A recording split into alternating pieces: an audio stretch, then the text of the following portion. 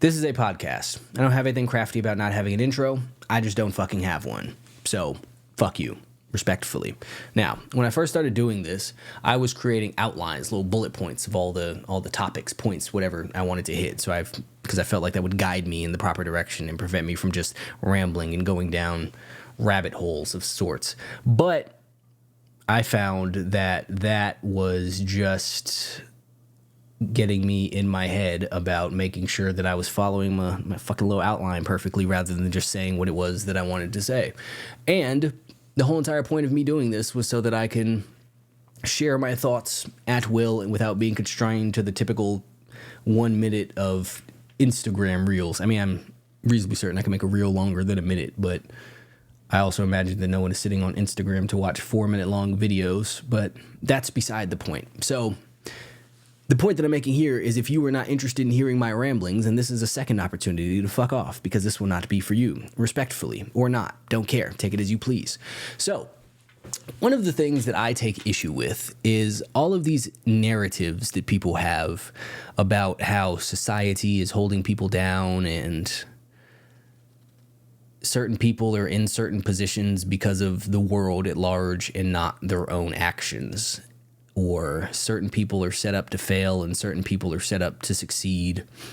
And I aggressively disagree with all of that as a concept. Now, before people want to pop up with their studies and their data and all of this other dumb shit that I don't give a fuck about, I'm going to let you know I don't care about that. The point that I'm making here is not going to be what do random ass numbers that some other people said tell you about stuff. I don't fucking care about that. As I've said, that's not the point that I'm making. The point that I'm making, first and foremost and always, will be, does it serve you to believe that? And the answer to that, again, is no. But I do have several points for why it is that I believe it is not true. And I touched on it in the first episode, but I'm going to expand on that currently. And that is, my favorite example is a McDonald's. And McDonald's is one of the few places that is everywhere. It is in big cities, it is in small cities, it is in little towns in the middle of fucking nowhere. It's off the freeway in the middle of the desert when there's nothing around for hundreds of miles. And they are all somewhat independently owned. They're franchised, so people can purchase the McDonald's and then they run them as they see fit. And it is one of the few restaurants that do you consider a restaurant? Who cares? That's unimportant topic right now. It is one of the few restaurants that you could find in both the rich areas and the poor areas. It's not like you won't find like a Fleming's or a Fogo de Chao or some shit like that in the fucking hood. And you probably won't find a Waffle House in the nice part of town, but I haven't been to all of the cities, so I don't really fucking know that. But it's besides the point. Anyway, McDonald's is one of the few establishments that you will find in both the very upscale parts of town and the very downtrodden, beat down part of town. And it is not a government-owned thing. It is not a city-owned thing. It is not any sort of municipality's property. It is private property that hires people privately. And if you go to one of them in the nice part of town, the people there are friendly, the bathrooms are clean, the service is decent. I mean, it's still a minimum wage job, but the restaurant, the place as a whole, is clean and put together. And if you go to the same exact McDonald's in the shitty part of town, in the hood, so to speak, the bathrooms are disgusting. The people there are rude. There's always trash all over the floors. They are fucked up. It's the exact same thing, though. The only difference in the two is the people that frequent them. The only difference is the patrons and the employees. That is it. Again, this is not a school where it's government funded. This is not, I don't think hospitals were government funded, but the only thing that I can think of that's factually government funded at this particular moment is schools, to serve my point. So it's not a government funded thing. So this is not dependent on outside or from some sort of organization's capital to put itself together. And both of these McDonald's will make money. Poor people eat McDonald's, rich people eat McDonald's. So it's not a problem of the income coming in, because the people get paid roughly the same. The salary is the same, or not salary, the hourly wage is the same. At the nice part of town, it's the same in the shitty part of town. So the people there, the people who are working there, are just conducting themselves differently. And the people who frequent it are just conducting themselves differently. Now, that alone right there to me says that most of these narratives are false. Just because you might be in an area that's underfunded or whatever, it doesn't mean you have to conduct yourself like it. Nobody is making you park cars on the driveway or in the grass or whatever. Nobody is making you not upkeep your house. That is your own personal choice. And that is the personal choices of the people there. I have done a lot of wholesaling real estate wise. So I've been in a lot of random ass houses, and I've been in a lot of hoarder houses. And the hoarder houses you only find in areas under a certain price threshold. I've never once been in $1 million and $800,000, $700,000 plus house, and that was a hoarder house full of trash and boxes and animal shit and shit like that. Never seen it one time. You also see a lot of stuff where you go to people's houses, you see how people's backyards are. And there are a lot of houses that you go into, you find refrigerators and car parts and just all kinds of shit strewn about the backyard. I don't even know how these people get half the shit back there. I see full-ass cars in backyards with a fence that was nowhere near wide enough to get a car through. Don't even know how they managed to do it, but they did. But these are also things that you only see in certain parts of town. Never in the rich parts of town do you see people with super fucked up backyards. So the point that I'm making here, again, is much like the McDonald's thing. The only difference in these two things is the people who own the houses and the people who are upkeeping the houses. This is not society forcing people to act a certain way. And this is not society forcing people to fuck up their yards and store car parts and shit in their backyard. This is not society forcing people to never ever clean their house or cut their fucking grass. This is also not society in the other direction, forcing people to keep their inside of their house the same. Even in the HOA communities, there's nothing they can do about the fucking inside of your house, but they tend to coincide with the amount of money it is that people are making in those things. So the point that I am making here with all of that is the difference is people. The difference is not systems. Just because a system has been provided or set up a certain way, it does not mean that you are obligated to conduct yourself a certain way. Because you can go through all of these neighborhoods still. You could go through the poor neighborhoods and you could find houses that are very well upkept. You can find people with very nicely manicured backyards with very clean insides of their houses. The difference is and always will be people and how the people conduct themselves. And I understand that it is easy to fall back on the narrative that some people are set up to fail and some people are deliberately held down. And maybe some people are indeed set up to fail. But just because you are set up to do a certain thing, it does not mean that you have to do it. It does not mean that you have to conduct yourself this way. And the larger point that I'm making here is that the difference is people, is that everyone fully is responsible for the position that they are in. If you live somewhere poor, it is because you are a poor person and you do poor people shit. It is not because you are trying your hardest and cannot get ahead.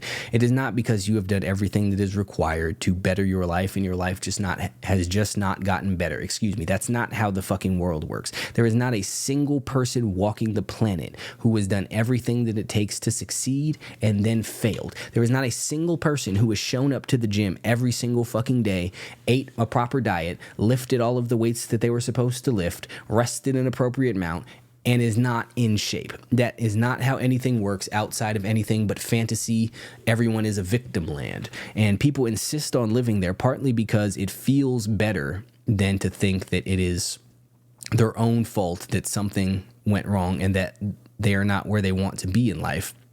And because it feels good to have someone else to blame. But what people don't realize with that is when you start running around blaming people, when you start running around pointing your fingers, you're putting the onus to fix these situations on everyone other than yourself. And that is never going to get you to where it is that you want to be. And the fact of the matter is that as much as people want to act like the compassionate and or empathetic thing to do is to empathize with people in these unfortunate situations, every single one of them has placed themselves there. And all of the empathy, all of this so-called compassion is not doing anything to motivate anyone to get out of that situation. All it's doing is making them think that it's okay to be there and that someone is going to pop up and change everything for them. And if enough people fucking feel bad about it, somehow they'll be in a new situation. Somehow things will change, but that's not the way anything works. That's not the way the fucking world works, nor should it be, quite honestly.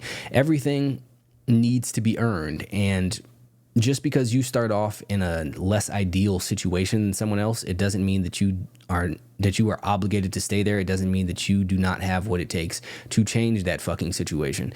Do some people have better starts than other people? Yes, 1000%. I am not at all arguing that.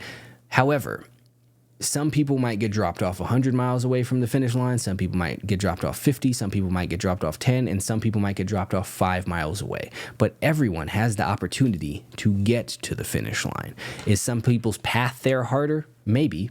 Probably is. But that does not mean that there's still not a path there.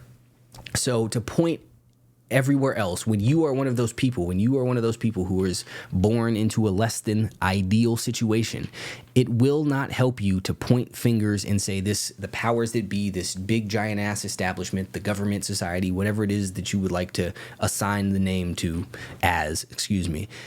is holding you down. That is never going to help you, because it will never do anything but give you a reason to not try. And that is the worst thing that you could possibly do to yourself, is convince yourself that your efforts will be fruitless, that as much as you try, nothing will happen, because you need to believe that you can better your situation. Back to the gym thing. Everyone going to the gym every single day and eating properly believes that it is going to get them the physique that they seek, or the strength that they desire, or whatever the case may be. If they didn't believe it, they would not be going there. And all of these things that people do, when they quote these studies or this data or whatever the fuck it is that they get this information from, saying that things are much harder for these people to do, it's much harder for these people to succeed, it's much harder for these people to come up, it's much harder for these people to go to college, or whatever the fucking case may be. Putting aside my feelings about college, that's a whole entire different thing.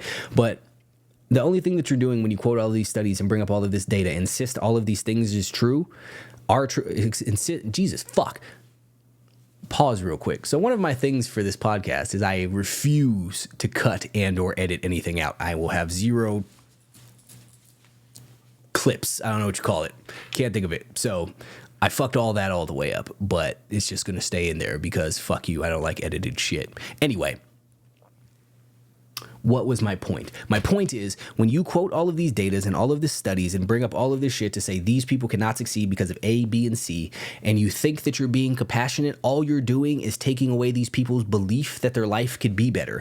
And your attempts at compassion and caring is the exact fucking opposite. Because the most important thing that someone can have is a fucking belief in themselves. And that is the only thing that will motivate you to try when it seems like you will not succeed. Is the people who go to the hospital after having been in some sort of accident and hear from the doctors that they're never going to walk again. All of their EKG study, x-rays, whatever the fuck it is that comes back says, no, your neural connections, whatever the fuck, is severed from your brain, and there's no way that you're ever going to walk again. And those people don't believe that shit, and they say, no, you know what, I'm going to fucking walk again. And then they walk again. The only reason that they did that is because they believed that they could walk again, and they believed that they could beat the shit. But if they had believed what the doctor said, that they're never going to walk again, they wouldn't even have tried to begin with.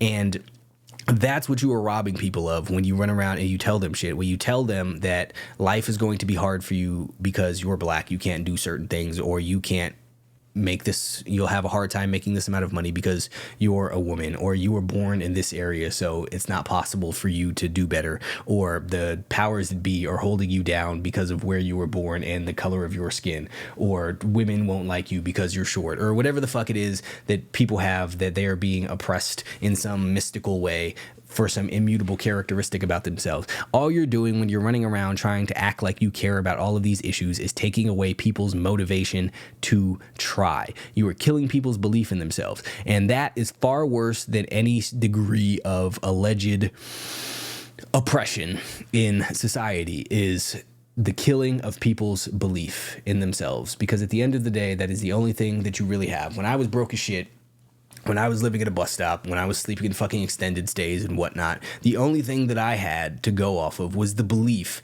that if I kept going forward, I would get into a better situation. And that is why most people wind up stuck where it is that they are, because they don't believe that they could get better. They resign themselves to their fate. Because I slept at a bus stop for 3 fucking months of my life. There are other people who sleep at bus stops and that just becomes forever, because they believe that that's just their lot in life now. They believe that that bus stop is their fate and their future, so they resign themselves to it and they don't do anything to get out of it. And nothing is ever just going to happen. You're not just going to sit around at the bus stop magically one day until some fucking fairy godmother pops up and cleans you up and gives you a suit and a job and an apartment. That's not how shit works. You have to go out and get that shit. But you're not going to do it if you don't believe it. People go on treasure hunts and they follow the map with the X and they go through all kinds of perilous shit. I don't know if people do that in real life, but I imagine that they do, but who knows. Anyways, people go on treasure hunts and they follow the maps and then the little dotted lines with the X and go through all kinds of perilous shit and run from saber-toothed tigers and shit in the jungle and to go dig up a hole somewhere because they believe